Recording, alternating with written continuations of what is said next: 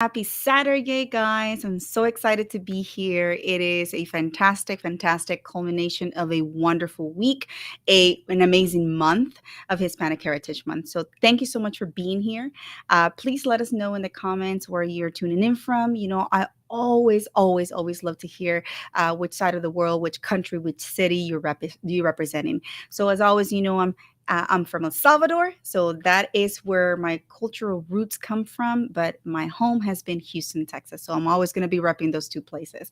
But anyhow, I wanted to just give a shout out to so many individuals who have made this past month amazing for me. Jesse Martinez from the Ion in Houston and LSA Global HQ, and he has been an amazing host for the Tejano Tech Summit 2023. That is literally going to end tomorrow with some fantastic events.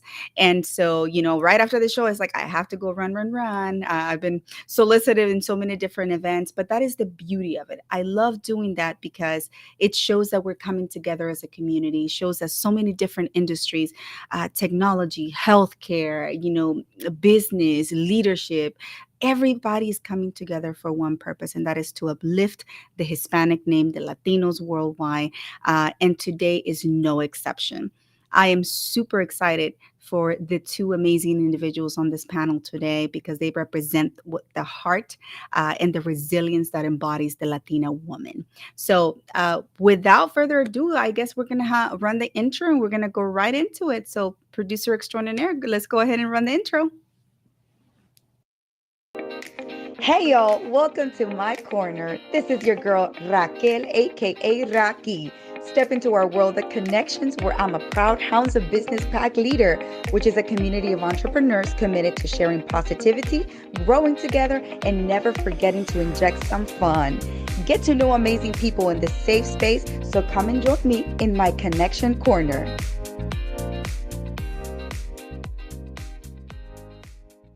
And dance and dance and dance. We always have to dance. It's all about the good vibes. It's about, just the amazing stuff that we go through, that we experience on a daily basis. Never forget that, whatever journey you're on, you're not alone.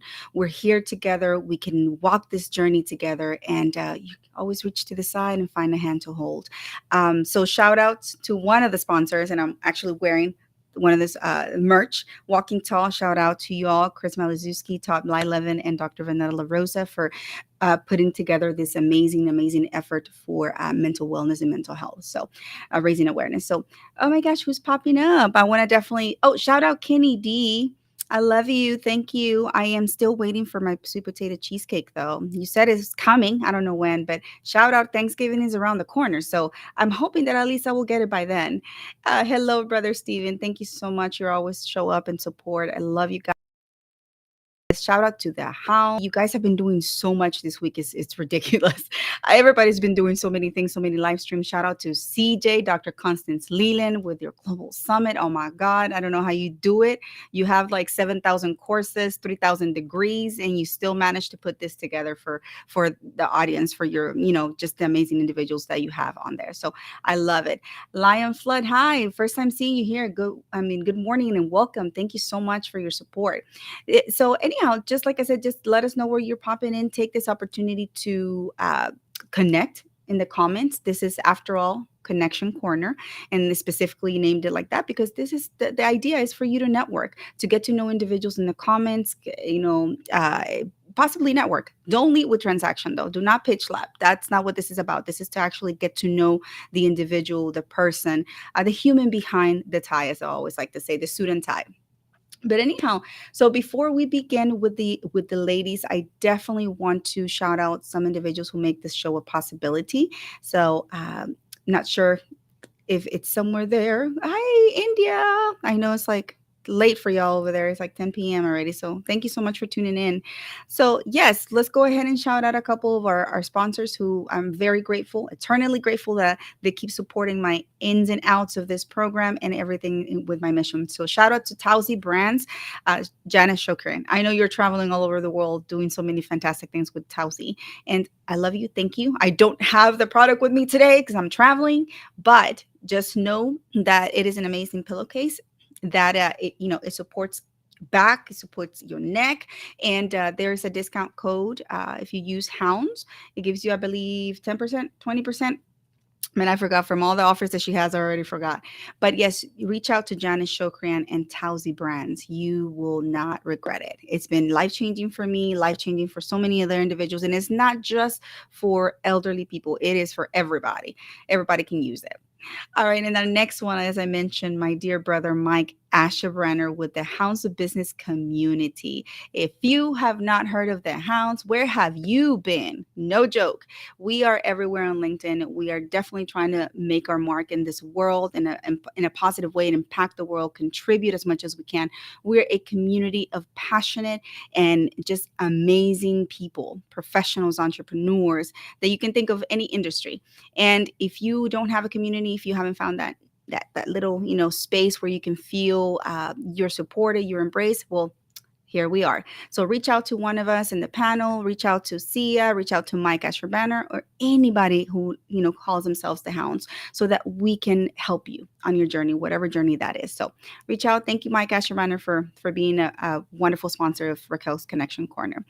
Our next one is the one and only Brilliant Beam Media, who makes this possible as well. As you can see, all the graphics, all the sound, everything that you see displayed on this beautiful screen is Brilliant Beam Media production.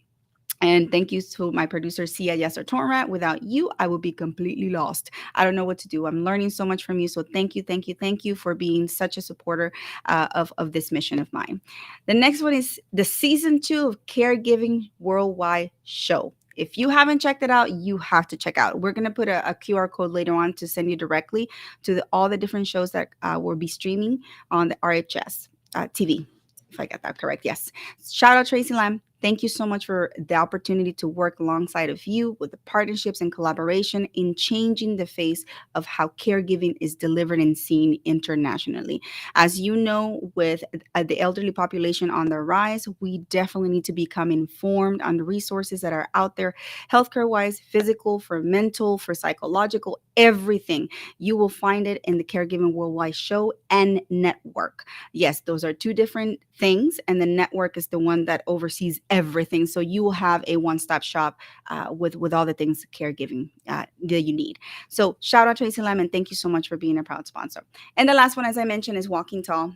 It deals with mental wellness, mental health, and reminding individuals to share their stories, be vulnerable. Let's be vulnerable together, and never forget to walk tall. Despite the adversities you may be facing, you're not alone.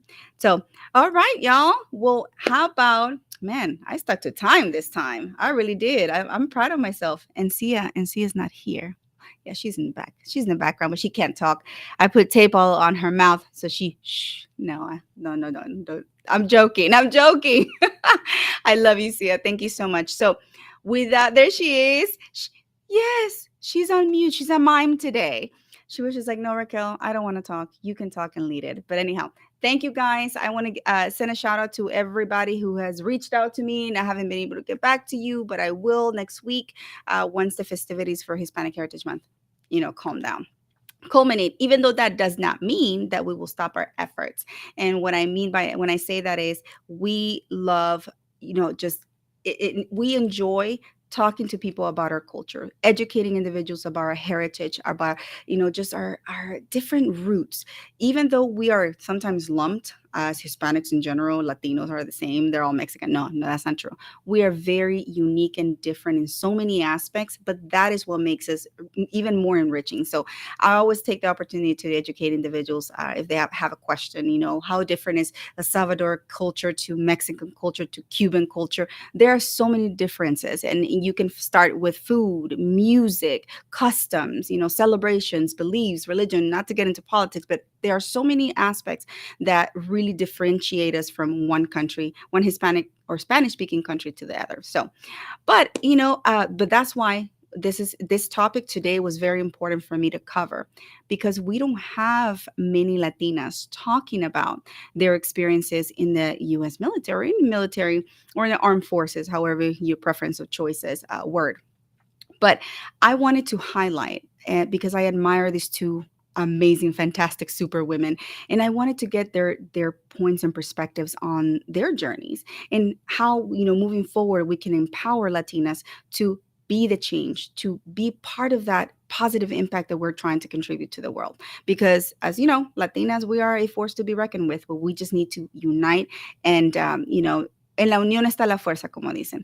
Así es que para toda mi gente latina que está ya todavía celebrando, básicamente ya estamos cerrando lo que es el mes de la hispanidad. Así es que vamos a celebrarlo a lo grande y tengo a dos damas que son unas superhéroes, yo les digo.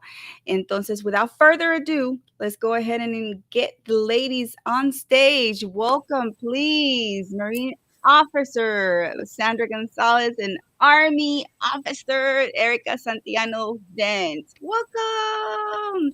Yay. Hola. Hello, hello, So we hello. don't we don't have the applause today, ladies. I'm not spoiled today.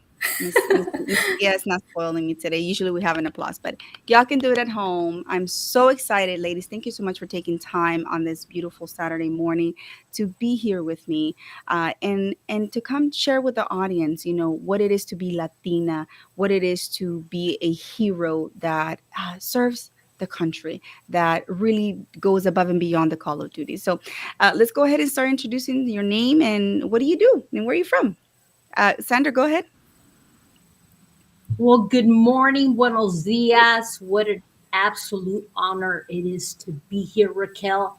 I'm so honored to be part of your connection corner, whether it's the Hounds family. I mean, on a global scale, you attract amazing, incredible people. But who am I? My name is Sandra Gonzalez. I'm a retired Marine officer turned executive coach speaker. I had the honor, the distinction of serving 20 years of honorable service as a U.S. Marine. Now I guide and train high caliber entrepreneurs, business executives, CEOs to take command of any room they step into so they can magnetize opportunities for impact and growth. And how do I do that?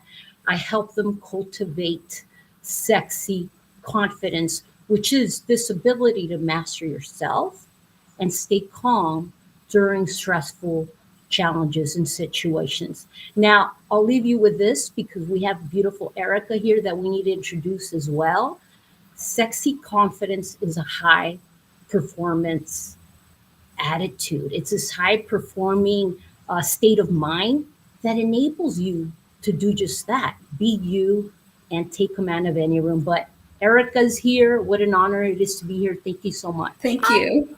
Indeed, yes. Well, there you go. De una hermana a otra, from one sister to another. All right. They speak the same language, heart language, and mission language. So go ahead, Erika. Introduce yourself and welcome. Thank you. Good morning, buenos días. Mi nombre es Erika Santillano Dent. Yo soy salvadoreña. Woohoo! Y thank you. Currently, I am going through flight training for the Army to become a helicopter pilot. My gosh. Yes. This is my celebration. This is my celebration. Just let me make sure that the audience knows. A Black Hawk, right? Black Hawk, yes. Black Hawk helicopter. That's what you're training for. But you already know how to fly others, right? The Lakota, which is like a baby helicopter, but yeah. Well, regardless, it's a baby a helicopter indeed. I mean, you go up in the air. If you can fly one of those things, man, I commend you because I know I can't. So, yeah. That's amazing. So you see the caliber of fantastic women we're dealing with over here. Okay, these ladies are bad asses, like no joke. So you already mentioned, Erika, you're from El Salvador. So tell us a little bit about how it was growing up.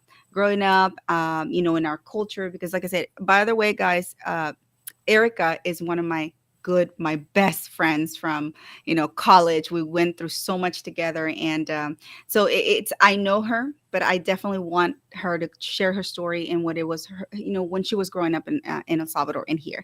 So go ahead, Erika, share us a little bit about that. So yo vine a los Estados Unidos cuando tenía 11 años. Crecí con una mamá y dos hermanos, a single mom. She was very young when she had us, so She was younger than I was, like way younger than I was when I had my first child. So thinking about that and how she raised the three of us by herself, I'm like, wow, I never really understood what she went through and her struggles until I had my own son. Mm. And I started dealing with all that myself. So Yeah. she's my hero. So vine aquí cuando tenía 11 años y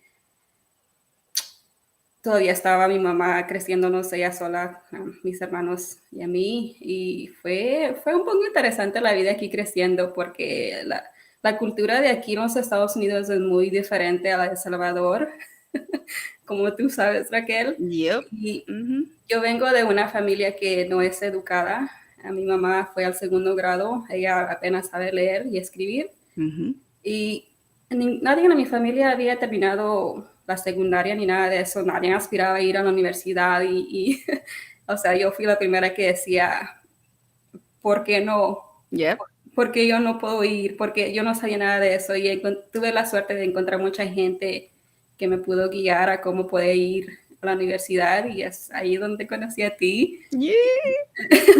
Había conocido a mucha gente salvadoreña que diga, oh, wow, yo me puedo conectar con ellos, Mm-hmm. ellos me entienden, ellos, we're very family oriented. So when we find our people, we tend to like make our own groups and stick Yes. to them because we just want to feel like we fit in and we belong. So Right. that was, Right.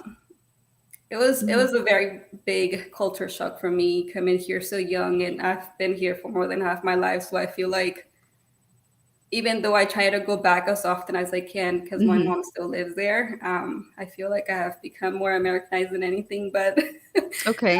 yo Mm-hmm. todavía me acuerdo de mi cultura, yo todavía tengo a mis primos y obvio a mis hermanos aquí, que cualquier oportunidad que tenemos, nosotros siempre estamos juntos, spending time Mm-hmm. together, celebrating anything really. It's just an excuse to have a party any weekend that we can. So Yes, no, and absolutely, and I totally get that part because this is the shared value that you and I have is that we're both Salvadorian, right? So our culture resonates, and we have so many intersections. And when you're talking about being the first one in our families to say, okay, why not? I mean, I want an education. You came to this country. Let's make something better of ourselves, to make the next generation even better. So w- before we get into the details, that is definitely one of the things that we are the black sheeps of our family. We have very been much because we decided to do break things break the differently and norm. Yeah. break the norm, break the Mhm. mold. And I know, Sandra, you and I talked about this in my show the other day about not fitting those molds. So how was your experience growing up in our cultures, in los Latinos and los Hispanos, and did you get that support from your family? Did they understand what you were doing? Do they still understand? Because I know they don't. Yeah. Great, great question, Raquel. Y como yo soy mexicana, and I will point out, though, I love how you make that differentiation because we're not all Mexican, and we need to be extremely proud of who we are, what we stand for, where we come from. So I love that you differentiate that and you educate the masses. Having said that, growing up in South San Diego, typical Mexican American, I grew up with this very, my dad, Mexican. I remember growing up and thinking, Dad, you're so Mexican. And I say this because me acuerdo una vez, I remember once I addressed him in English. And I said, "Hey, Dad, can we do this?" And with a quickness, he's like, "Mira, mira, Sandra, en mi casa se habla español. ¿Me entiendes? Me vale madre que estemos en este país. Me encanta este país, pero en mi casa se habla español." What did my father communicate to me in that moment? He said, "I love this country. I came to the US for a reason, and I love it. However, in my home, you will speak Spanish. You will be fluent, and you will address me as such." And in that moment, I was like, "Damn, Dad, why you got to be so Mexican?"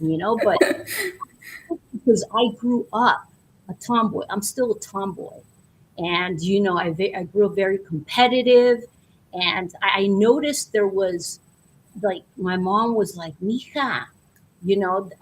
To be honest, they were afraid I was going to be lesbian. I guess nothing wrong with that, but in our culture, it's like you're a woman Mm-hmm. first and foremost. Never forget that. I'm like, I'm a woman, but I'm also like my dad had machismo, right? Which is another thing we spoke Yep. about on another platform, on another live stream. And machismo is very important to Latinos, It's right? This ingrained. Mm-hmm. it's male domination. It's not only ingrained in Latinos, but also Arab culture. Having been, uh, I had the honor of living in Dubai, and I was like, oh my God, Mm. they're protected by Sharia law. So I realized the machismo there is like omnipresent. It's so strong. But I share this because I realized, oh my goodness, it's machismo. How can I use it to my advantage? And it conflicted Mm-hmm. with my culture because they're like, tú eres una mujer, Mm-hmm. woman. You're supposed to, be poised. You're Mm-hmm. supposed to be educated. You're supposed to be Yep. subservient. Yep. And I'm, Yeah. well, Yep. I'm type I have a lot to say about that, but okay. Yep. Yes. that is like, and I have another story in the military about my Latino culture that I'll share later. But I mean, I could go on and on, Raquel, but great question. Yeah, I mean, Erica, I know you were itching to say something on that because I know and I would say I'm guilty of that. I remember when Erica came and approached me and said, "I'm going to go in the army or I'm going to enlist in the military." And I looked at her, I said, "Are you feeling okay? That's not for us." I remember like, "Are you sure?" Okay, y'all don't know. Y'all think I'm short. Erica's like shorter than me, okay? And she was so tiny, like 110 pounds or something in college. And I'm just like, you're gonna do what? I'm like, Erica, you're gonna get hurt out there. And I remember, and that was my cultural like notion speaking on my behalf, even though I could have been like, oh my god, Erica, like that's fantastic, like congratulations, I admire you for having the courage. Instead, I was like, are you sure you don't have a fever? Are you feeling feverish or something? Do you remember that moment? Yeah. I got it from everybody basically. So yeah. Me too. Me too. I got the same thing. They're like, "Estás loca? You crazy? You're joining the Marine Corps?" Yeah, Oh, God, it's been nice knowing you. yeah, Mi mamá me dijo, ¿qué vas a hacer, qué, Erika? yeah, Deberías yeah. de estar en tu casa cuidando a tu esposo. No tenía hijos en ese momento. Digo, él se puede cuidar solo. You're like, Pero, yeah, you know how, like, I don't know, we're raised in this gender role, right? As Salvadorians, Hispanics, Latinos, whatever. And especially for women, we're expected to, like she said, be of service and be mm-hmm, to our husband, to our partner. And I feel like I always fought that all my life. So I was mm, always the black sheep. And I decided to wait to become a mother. I wasn't planning on, but then I decided I wanted to. And that was a big like, no, what are you doing? You're getting old. You're 25. You're too old. uh-huh. So I joined the military at 28. Like, what are you doing? You don't have any kids. You're barely married, and now you want to do that. That is not for women. That is for men. And Mm-hmm. that was more of like a drive for me to prove people wrong, that just because, like you said, you're tiny and you're at the time I'm still a little bit shy, quiet, and everything doesn't mean that we're not strong, that we're not motivated, that we're not dedicated, that we can't do what everybody else can. Because I don't see a difference. That's what I like about the military. I don't see a difference in men and women in the military. Obviously, men and women can do different things, but we still have the same opportunities. There are so many women that can whatever they want, but they feel like they can't because they're not supported, they're not encouraged, they're not just shown how to do things, basically because they don't have any Mm-hmm. role models to follow that have done it before. Mm-hmm. So Mm-hmm. in aviation, that was also a big shock for me because there is hardly any females here, and or Wow. yeah, the ones that I haven't met any Hispanic Latina yet. Wow. But Mm-hmm. it's, I guess sometimes it hasn't hit me yet what an honor it is to be able to have this opportunity here, but when I look back and I have a moment to just think about it, I feel like, wow, this is huge. This is a big Hmm. accomplishment, because there's hardly any women here, and the ones that I see, they don't Yeah. really look like me, if that makes sense. So I Yeah. feel like I'm breaking through somehow, and Yeah. hopefully this will serve the future generation of Latina women in the military and aviation. Yeah, because I don't know any other Latina who pilots Black Hawks. Okay, I don't know. You're the first one I know. So yay, ladies, thank you for your service. I failed to mention that earlier. Thank you so much. I mean, besides being badass, just Latinas, you guys are serving the country. You guys are putting your skin out there for us to be able to enjoy the things that we enjoy on a daily basis, and that some take for granted. So Sandra, I know you were talking about that as well the other day about, just how we're wired differently and how you would command women and then men and all that. I definitely would like for you to talk about that and then also add the aspect of being Latina and what was your journey there? So to understand your question, Raquel, how I help high caliber men and women take command of any room they step into. No, remember we were talking about that we are wired differently when you used to command orders or used to give orders to men and women, right? And it was just different because we are very emotional when it comes to that. You remember that Yeah, conversation we were having? totally remember now. So what Raquel's referencing to was I was sharing a story. I had also the privilege of being a Marine Corps drill instructor. So when I was a Marine Corps drill instructor for 3 years, I trained over 500 women recruits for the rigors of combat so they can uh, survive and thrive in a hostile environment. And it's a arduous, strenuous process. I worked anywhere between 80 to 120 hours a week. Talk about mental, physical, emotional exhaustion. Like I overexerted myself in all aspects. Now, having said that, I would, for example, train 65 women recruits, to to become a basic rifleman or riflewoman. But well, a Marine's a Marine, whether you're a man or a woman.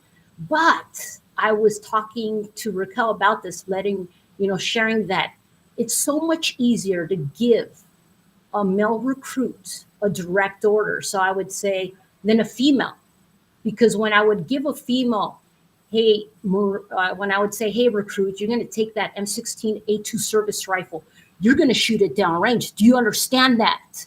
And she would look at me with the M16A2 service rifle and she would be like, I could see her overthinking. And she would be like, ma'am, yes, ma'am. But there was hesitation. She would be like, ma'am, do you want me to shoot this weapon in the kneeling position, in the prone position, or you? And I'm like, damn, I give you a Shoot it. direction to do it. Right? Yeah. So when I realized in that moment, women overthink. Hmm. Where men, I would give a male recruit the same order when and boom, he's gone. Hmm. That's what I'm freaking talking about. Don't think about shit. Just freaking execute. Yeah. And I was like, Yeah. there's Yeah. are wired Yeah. differently. Mm. And, that was just my experience. But Hmm. Yeah. And I mean, and like I said, to me, that was very shocking because, yes, I know that there's differences in how we are built and wired, but to see it, coming from the military where everybody's supposed to be poised and everybody knows what to do. So it was a shock. And I'm learning something new with that. And I don't know much about the military, y'all. So I just, I'm getting educated by these wonderful ladies. I know Erica shared so many things in her experience, but being as you said, you are kind of like a few hand, a number counted on a hand that have Latinas. So why do you think at the end of the day, Latinas, even if they have the desire to join, they don't do it? And y'all can start shouting them out. Erika, what do you think? From my personal experience is because we are raised to believe that that is only for men, that we are women, we're supposed to be dainty, we're supposed to be gentle, we're supposed to be told what to do, but not, I guess, not in that aspect, if that makes sense. Mhm. So that's like, I hadn't seen that before in my side of my culture, my family. So the fact that I wanted to do that and I didn't have anybody to ask questions to look up to, it was just scary. So I would say that if I hadn't joined, it was because I was scared, because I didn't know, because I was made to believe that I couldn't do it, basically. Mhm. So, Mhm. but I decided to go with the opposite. So to prove to myself that I could, so I Mhm. jumped into the unknown in my fear, basically. Mhm. And do you remember that key moment that you said, "Okay, I'm doing it. I'm doing it." Because some personal experience, and I'm gonna say I've done things out of spite to just say when people tell me you can't do it, I'm like, watch me. Watch me. Watch me. I said, watch me. They told me, oh, you can't. Girls don't play football. I was practicing with the boys on that Mm. field. I was the only one in my high school.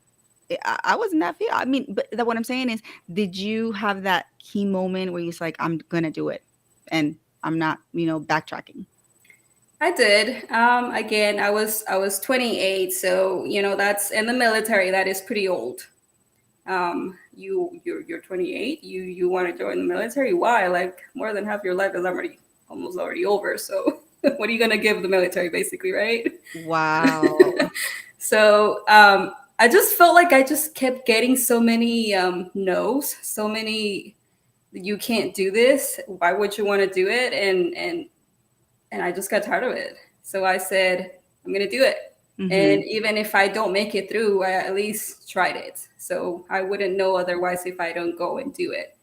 But Mhm. I basically again went against everybody's wishes, even my ex-husband's wishes, which he he was very macho, very controlling. And so for him, I should have just stayed at home. Like, what was I doing joining the military? What do you mean you want to do that for what? And he was military himself. So And that's what I was about to say. He was military too.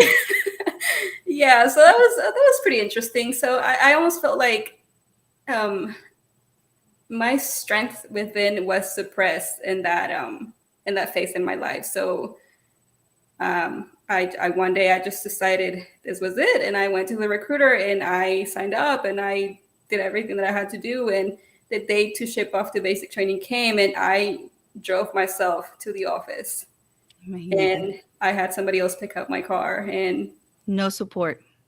yeah, and Damn. I left. Like, did you see like what that does? The things that we have to fight, and not to interrupt you, Erica, but this is what I was talking about. Like, we have so many things to fight along the way when we're trying to make a difference in history. We're trying to leave a legacy. We're trying to impart wisdom into the world, into the universe. Yet we're faced with so many unwritten and unspoken adversities and challenges that sometimes it makes you question, am I doing the right thing for me, for the human? So thank you for sharing that, Erica. See, I didn't know that part. I didn't know that you had gone by yourself. I didn't know that. So what about you, Sandra? Like, what would you say? I would say that, my experience has been very similar to Hmm. Erica's, but I did have, my dad. This is a man who was assertive, had sexy confidence. I'm the eldest of three, and I think he wanted me to be male. To his surprise, I was born a woman, Hmm. but I share this because I think he wanted a boy, and he raised me as such, like very tough. Nobody is going to push you around. You're going to do this, and he inculcated these Hmm. values in me, who to this day have served me very much. But he was the one that said, "Mija, why don't you join the military? Vete al Wow. ejército." And I'm, Dad, why do you want me to join the military? And he's like, "Mija, no tengo el dinero para pagar tus estudios. ellos pueden pagar la escuela, puedes viajar. So he was saying, join the military Yes. because you can get a better college education. The experience alone will serve you. But the thing that I realized later on that was that my dad was living vicariously through Mm, me. mm, He My dad was a patriot, he loved this country, and he offered everything he could his oldest daughter. So I chose the Marine Corps because of the uniforms, and just the fewer the proud, and I'm like, this is what I want. So mhm, the Marines was a tough, challenging experience, but I wouldn't have it any other way. I've realized adversity is my advantage. You know, mhm. this is also applicable as an entrepreneur now that has really served me at a high caliber capacity. And now I help others as well do that. But as a Latina, Mhm. if I may share a quick story, it deals with the Salvadorian army. So ¿Qué when I was, hicieron? What they do? No, I'm just kidding. yes, yes. When I was a Marine Corps drill instructor, I I remember like the commanding officer came and said, Ponce. Ponce is my last name, my maiden, Mhm, and he was like, Ponce, we need a drill instructor that can speak Spanish. And it was in that moment, ladies, gents, that I mhm, realized, oh my goodness, what my father had inculcated years earlier of, en mi casa se habla español, ¿me entiendes? Me vale. mhm. I was like, oh my goodness. And here I was thinking, my dad's so freaking Mexican. Yeah, And I realized, thank you, Dad. it's a gift. Gracias, Padre Mhm, lindo, por haberme ayudado mhm, de esta manera. So in that moment, the Salvadorian army was at the Marine Corps Depot in Parris Island, South Carolina installation. They needed a tour. They mm. needed somebody to, guide them, give them a brief introduction into what we were doing, as drill instructors. And it was in that moment I realized, gracias, Padre lindo. Thank you for Mhm. staying true to your values, understanding who you are, where you stand from, and what we have to offer. So in that moment, I realized what a precious gift my father gave me of Yeah, honoring his values. And right. now I get to welcome the Salvadorian army. Que bendición, you know, Yeah. be a professional and communicate the words they needed to hear that day so they could understand the Marine Corps training atmosphere. Mhm. Wow. Thank you for sharing that story, Sandra. That's really nice. See, I love my Salvador. Las adoro. yeah, that's the one thing that we are so many in this country, in the United States. Estamos por todos lados, metidos por todos lados, pero we don't have that many people in powerful positions. And that is why I like no me callo la boca, voy a seguir hablando, voy a seguir dándole visibilidad y dice armando, como dice mi mamá, armando un revolú por ahí. But I mean, I just think that as long as you're not hurting someone, you're not being ill-intentioned or malicious with your intentions moving forward. If you're helping the community, if you're helping the world in a positive way, why not do it? Quit hating. Like I I tell people that I'm like, stop hating. There's no use in that. Like you just waste energy. Like why? But I mean, that was one of the things. Like the observation from what you just shared is it's interesting that your dad te inculcó, sí, el valor de hablar el idioma, pero a la misma vez, te decía: "Vete al Army", cosa de que a mí nunca me iban a decir eso. A mí me decían: Las mujeres no juegan fútbol", because I love soccer. I wanted to go play soccer so bad. Soccer is huge in El Salvador. So for us, for me to be in this country and be able to see, like, all the girls play soccer, I'm like, "I wanna play." My parents said, "No, girls don't play soccer. Girls, they go to school and come back home and help around the house." And I'm like, "Yeah, but I can still play a sport." That was my mentality. And I tell you, I still did play soccer. I went against their wishes. I hid.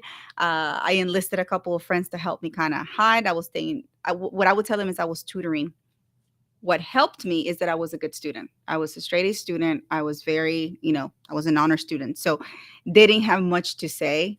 And then at one point, they just gave up. They're like, "Ay, Raquel is gonna do whatever she's gonna do." So que Diosito la ampare. But it is, how do we start? And this is where I come to this question, because I don't want my daughters to go through the same situation that we went through, fighting those battles that we shouldn't have had fought, uh, you know, define norms, not fit in the mold, and how to break away from that. What message would you give individuals who may be experiencing that? What would be your golden nugget, or what would be something, if you were talking to your younger self, let's say, for example, what would you say? Man, we're healing here, okay? We're healing. Everything we talk about is a healing journey. What would you say, Erica? Oh, I think you're muted. I'm sorry. Go ahead. So, what would I tell myself? I've always grown, or I've grown up being very self-conscious, very, I would say, lacking confidence, just because, again, I didn't really see any strong woman confidence, strong woman growing up, or I didn't have any examples of that. So, what I would tell myself is, you are you, and it is okay if you don't fit in. It's okay to be different. And if you try and you fail, you tried, and now you know. If you want to try again, try again. But don't be scared. Basically, just don't be scared. And don't worry about what other people are saying about you. They are not living your life. You are. Like that. I love that.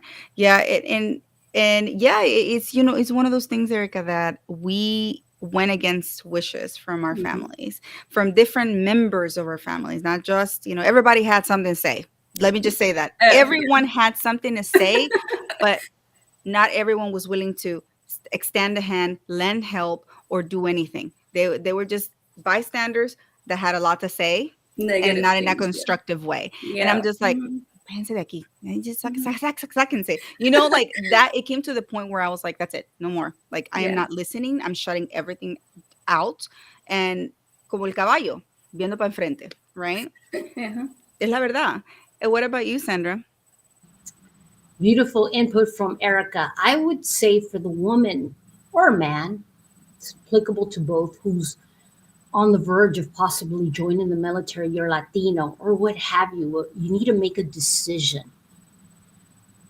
My suggestion is this: listen to what's calling at you, not what's clawing at you. There's a big Mhm. differentiation there, and there's something nudging you from within. And there's going to be so many external factors. You have to learn how to silence distraction and go, me vale madre. Yo me voy a meter a los Marines and I'm going to give it my best shot. If I fail, I fail. I'm going to honor my journey, honor my life by giving it my best shot. And I think people, they give into listening to what's clawing at them, especially Latinas, because, I had it like my aunt, my Hmm. mom, Hmm. they're like, ¿estás loca? ¿Por qué te vas a meter al ejército, mija? Puro hombre, and again, they don't know. Yep. And it's not until you experience something firsthand that you're going to experience growth, that you're going to experience this beautiful teacher called failure. And Hmm. you're going to learn to be resilient, to pick yourself up and keep going. And one of the things I'm so grateful for that the Marine Corps gave me was this ability to develop mental toughness, la dureza mental para Hmm. seguir adelante y no dejarme vencer y de seguir, si se puede, chingado. Si otra persona puede, ¿por qué yo no? Si los hombres pueden, ¿por qué yo no? So Hmm. that's one thing where I was like, if they can do it, I can too. I have Te me adelantaste, Sandra. Esa era la siguiente pregunta que te iba a hacer. How your experiences from the military have helped you in your career and in your daily life, civilian life. And you just answered part of it, but go ahead. yeah. So to finish, the first part was listen to what's calling at you, Mhm. not what's clawing at you, which is the ego. Sometimes your ego's not your amigo, but I the love that. Damn, girl, you're just dropping perpetual golden nuggets. Let me write these down. Raquel's Corner. Know what I'm saying? Jesus. It's an Okay. absolute honor to be here with my Salvadorian sisters. It's a party. We unite, and it's all about having fun. So the second part of your question, I believe, was how has that transferable skills? How has the Yes. military component really helped me? As an entrepreneur, Mhm. I would say the thing that comes to mind, Raquel, so many, but adversity is your advantage. So Mm. learn to step into this thing that's calling at you, that's guiding you in the right direction. This is some good shit. You want to Yes. step to Yes. uncertainty, Yes. right? You want to step into uncertainty. You want to be comfortable with the uncomfortable. Mhm. And it's in those moments, whether I was surrounded by these male Marines, you smell testosterone in the room, and I'm scared shitless. I'm not showing it, Mhm. showing it, but I'm scared, and I'm like, oh shoot, I'm gonna Yep. give it my shot and move forward. Why? Porque soy mexicana, porque no me dejo vencer, porque estoy aquí representando mi comunidad, Mhm. la Latina que soy. I'm here representing my community, where I come from, what I stand for. So adversity is your advantage. Remember that. Mm. Man, you took me to church, girl. That's all I'm gonna say. I'm like, praise it, praise it. Go, Sandra, go, Sandra. I'm like over here trying to contain myself. Tú sabes que yo soy loca. Esto es un show y es una fiesta. Al final del día estamos aprendiendo de nuestras adversidades, de cada consecuencia que hemos tenido a raíz de nuestras decisiones como mujeres de decir, hasta aquí me vale madre. Vamos a ver, Erika, ¿qué dirías tú? What would you say, girl? Oh, I keep forgetting. I have you muted. I'm sorry. There you go. What would I say? I feel like the military has taught me so many good things, and the biggest thing that I've taken out of it into my personal life, especially motherhood, adapt and overcome, adapt and overcome. Because you have sometimes you feel like you have no control of things, right? Mhm. And sometimes I feel like I fight against things. I don't know why I do, but I feel like I make things harder for myself. But instead of fighting against things, I should just adapt and overcome instead of going against the flow. Go with the flow, you know. Try and fit Mhm. into what is try to mold into what is flowing in the right direction instead of going against it. So the military has taught me that, and motherhood, as you know, Mm. you Mm. Mm. just got to go with the flow because Mhm. it's hard. Yeah. It's hard having I would say a civilian life and parenthood outside of the military and in the military. So it's like living two different lives. So, I mean, so how do you handle that though? The pull of the motherhood and then your demanding career. Like what, like I know you've gone through some things, you shared some things with me that obviously you couldn't disclose to your family because they would be like, sí, te dije, I told you. Oh Eso yeah, es lo que yeah, te yeah. ganas. They would be like, te diste en los dientes y ahora estás regresando con nosotros. Like, I can hear it. My I've heard it. mom, everybody else, ya no llores, tú lo quisiste así. Ahí está. Eso es lo que querías. mis, Go. mis hermanos también igual. Okay, so I have been blessed this time around to find a partner that has supportive of my dreams, my Mhm. career change to be here. It's not something that I was planning on doing really. Like I said, parenthood kind of just happened, motherhood just happened really. Mhm. And it has been the biggest struggle of my life to do that, to be a mother and be here. Mm. Something that I never thought. would be the hardest thing, but it is. So that's the other thing that takes me back to my mom when she brought us here by herself and she raised us by herself. And I'm thinking, oh my God, I am 3, 4 years older than you were at that time, and I can't even deal with. I like, as you know, I had like a mini breakdown through my Yeah. training, so I had to take a step back and really consider and refocus what I really wanted. So, um, motherhood is hard. Being in the military is hard. So those two things kind of just clash. And Yeah. what has helped me, I feel, is my husband. He has taken the load in raising our child so far right now because he is still in Texas and I'm here in Alabama, and we have made it work so far. So Hmm. Shout out Dent, Mr. Dent. Thank you yes, so much it's for being so yes, supportive. my You've been number one. amazing. You're a real one.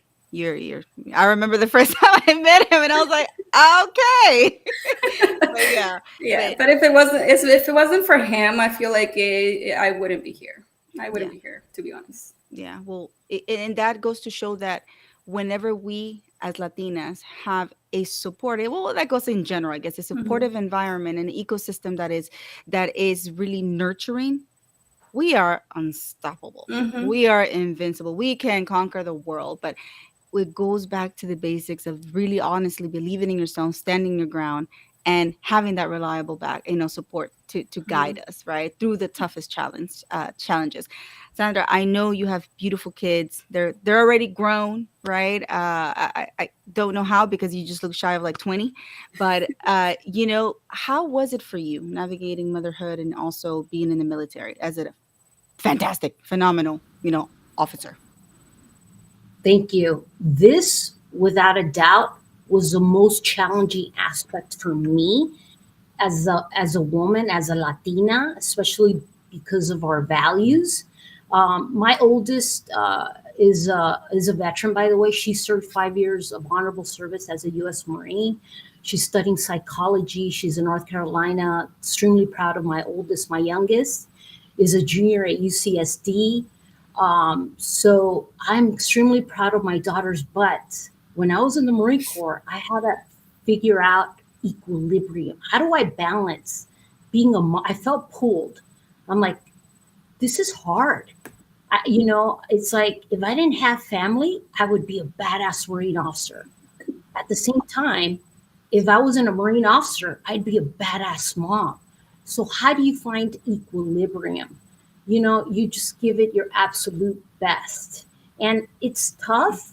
One of the things that I did falter on, I'll be very truthful, was I later on I realized I wish I would have been more loving with my children. More, I wish ¿qué importa la pinche casa? Like leave, because I have OCD. Yes, I love structure and yes, I get organization, you. like, Yes.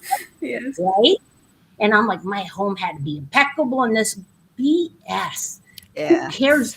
Freaking house is a mess. Go to the park with your Mm, girls. Say to your kids. I say this because kids grow up so fast. yeah. So my recommendation for Erika, and you, Raquel, your kids are Yes. younger now. ¿Qué importa la pinche casa? Leave it a mess. Go to the park. Yeah. Be present with your children. Mm, Fill up their love tank. Now, I did the best I could with what I had, but it was tough. Like when you're in this like male dominated organization, mhm. I'm on all 12 cylinders. So I couldn't necessarily take off the uniform, come home and be this loving mom. I was still like, my mom would put me in check sometimes. She's like, Mija, tus hijas no son soldados. Yeah. And it's like, oh, you're right, mom. Yeah. They're children. And Yeah. now in hindsight, I'm like, I wish I would have been more loving and just being Mm, attentive to their needs. And which would, it's never too late. I do that now, but it's hard finding, there's no such thing as balance. mhm, What you need to do is find mhm. equilibrium and shift focus on the vital few priorities that make all the difference, not the trivial many. If that makes I love that. Yeah, because we Mhm. tend to focus on the trivial many, especially if we have OCD, or yeah, because I totally get it. When you say, I've chosen to leave the house a mess when I can't get to it, and chosen to take the girls to the park or just ice cream. It is a monumental shift that happens in terms of energy. But it took me a long time, and after so many heartaches, to get to that point where like I están los trastes todos sucios, ay, los hago después, que se queden ahí van a estar whenever I come back. Igual. So that's what I tell myself, and I'm just like, you know what, I can only do so many things in a day. Being a single mom is not an easy feat, and just making sure that they have what they need, the basic necessities, and that they have a well balanced mother. Because if I'm not okay, they're not going to be okay at the end of the day. So thank you for sharing that, Tendra, because I know sometimes these moments are very intimate, and sometimes we're very vulnerable to share them, but it gives a glimpse of the lives and the decisions that we have to make as Latinas, in general in life, and it's a beautiful thing at the same time, because we are paving the way for those other ones that are coming behind us, who want to be the difference, be that change, and be that black sheep of the family. Because we all have to like have had black sheeps in our family in order to see change. And again, it doesn't necessarily equate to being negative or doing something with ill intent. I want to shout out really quick Heather Markle. She wanted to know cómo se dice la frase de español que estaba diciendo with the calling and what was it? Ya se me olvidó. Sandra, ¿cómo se dice en So, español? so the difference between learn to listen what's calling at you instead of what's clawing. Mm-hmm. Okay, Yeah. I'm going to give it my best shot because, like my fellow Mexicans know, I'm pocha. Pocha is this person that was born in the U.S. So that's another thing we could talk about. I was born in Los Angeles, right, raised by Mexican parents, and you're like Chicana. Chicana. So pocha is just like I guess it's It's a slang more, word. yeah, It's a slang word for it's a slang. Chicana. Yeah. So as a Chicana, I ni soy ni de aquí ni de allá. So I'm not from the U.S. because they're like, no, dude, look at you, you're Mexican. I'm like, oh. When I go to Mexico, which, hey, That's Raquel, gringa. Mira la gringa. yes. And I'm like, no manchen, soy más prieta que ustedes. And esta gringa, and then they're like lighter than me. Like my Mexican relatives, they're lighter than me. Hmm. And when I go to Mazatlan, Mexico, they're like, esta gringa. And I'm like, how do you know I'm from the Yeah. US? Yeah. The way, the way I speak, obviously, the way I dress. But going back to this amazing woman who had this question, Hmm. how do I, you know, I don't um, think it has a literal translation, to be honest with you. Es so, muy difícil, Heather. I know you want it concise, but there's just some yeah, sentences that don't translate. right. So calling is you need Llamado. es tu llamado, is tapping into your gut intuition Hmm. because it's filled with wisdom. Así es que uno tiene que aprender que te está llamando tu intuición. Le tienes que hacer caso a tu intuición. Hmm.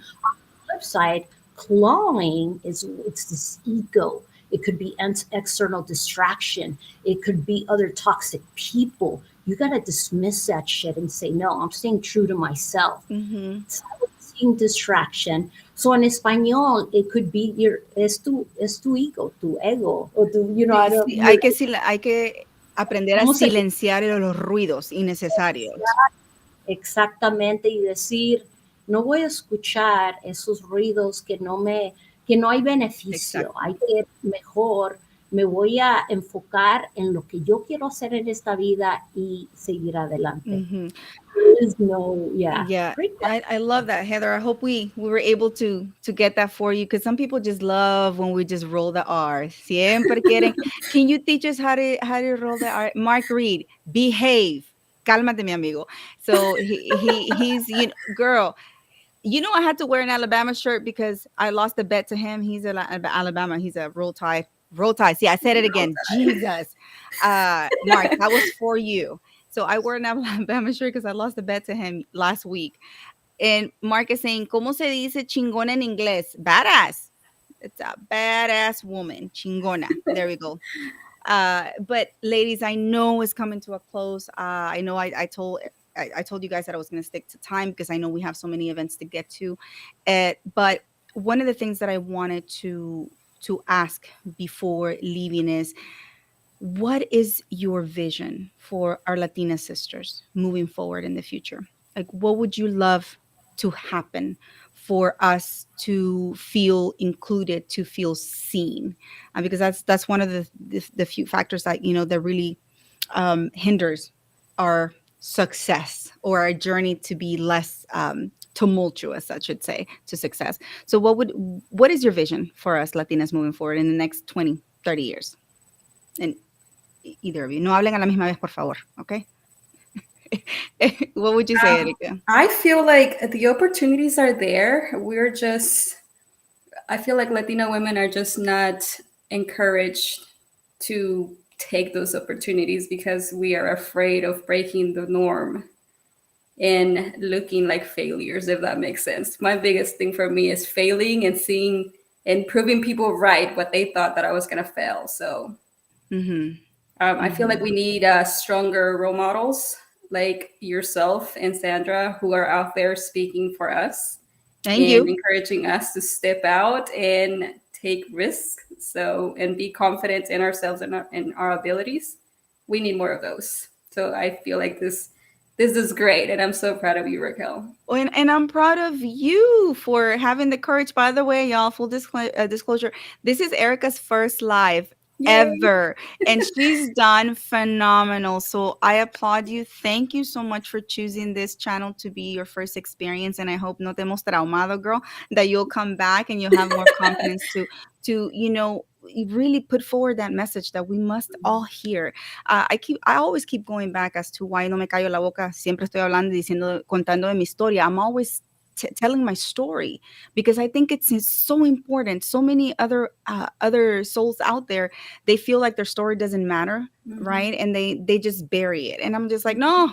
Hablen, y si no Mhm. tienen que hablar, hey, I'll do it for you. Es Let's go, que let's highlight you. yo pienso porque así nos han crecido, que no tenemos que, we can't complain because if you complain, then you're just, what are you doing? Basically, nobody cares, you know. But Mm-hmm. it's very important, especially with mental health and Yes. in the military here. It's very important to seek the community, to seek self care, to be open about your struggles because you're not the only one going through that. And you're not alone, and you can't, Mm-hmm. but that's the thing, that because we've been taught that calladitas tenemos que callarnos todos los Mm-hmm. sufrimientos, everything that we go through, that, and that's just life, that we're not allowed to express our vulnerabilities, or what's bothering us. And that's something else, that's like another whole talk, girl. So we might have to Mm-hmm. come back and do a part two of just mental health in the military, and how it affects us, women, right?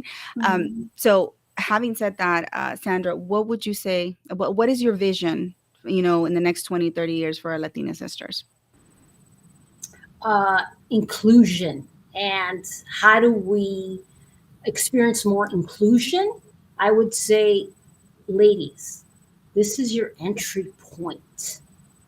This is your entry point to include yourselves wherever. And this is one of the many things I help, high caliber entrepreneurs with, is it starts with you, the things you tell yourself every day. It's this ability to kick that inner critic to the curb and say, you know what?